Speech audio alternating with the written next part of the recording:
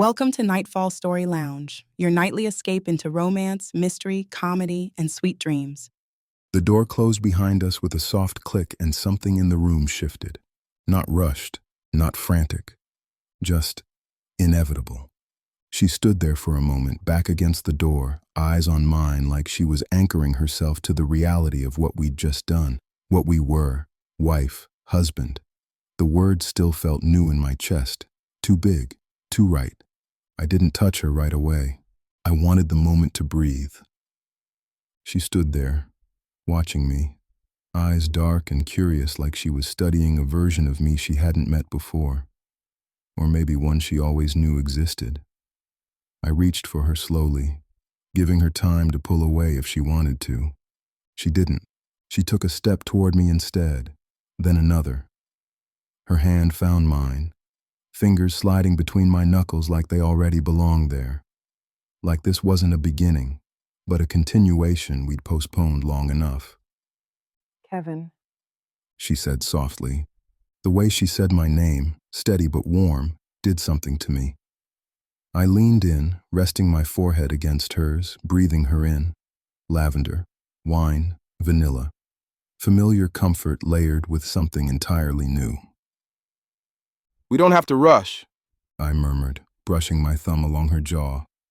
This is us. We have time. She smiled, not nervous, not uncertain, determined in a way that quieted every last doubt I'd ever carried. I know. She said. I just don't want to stop. That was all the permission I needed. I kissed her slowly at first, like I was relearning her. No urgency, just intention. Her hand slid up my chest, anchoring herself there as if she'd always known this was where they belonged. When she deepened the kiss, I felt it everywhere. Heat, relief, longing all colliding at once. I pulled her closer, my hand settling at the small of her back, grounding us both. She fit against me effortlessly, too effortlessly, like my body had been waiting for hers without realizing it. We moved together without speaking, guiding, following, adjusting, every touch deliberate, every pause heavy with meaning. The room felt smaller, warmer, filled with quiet sounds that felt sacred rather than urgent. I rested my forehead against hers again, my voice low. Tell me if you want me to stop. She shook her head immediately, her hands tightening in my shirt. I don't. That trust, complete and unguarded, hit me harder than anything else.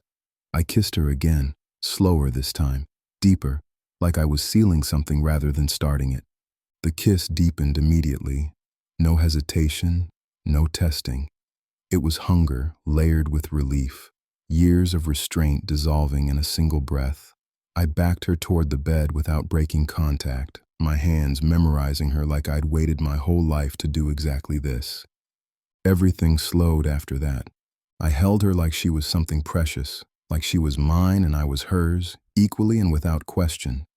Every movement was careful, unspoken communication flowing between us. No performance, no expectation, just connection. We moved together deliberately, learning each other's rhythms, pausing when it felt right, touching like discovery instead of demand.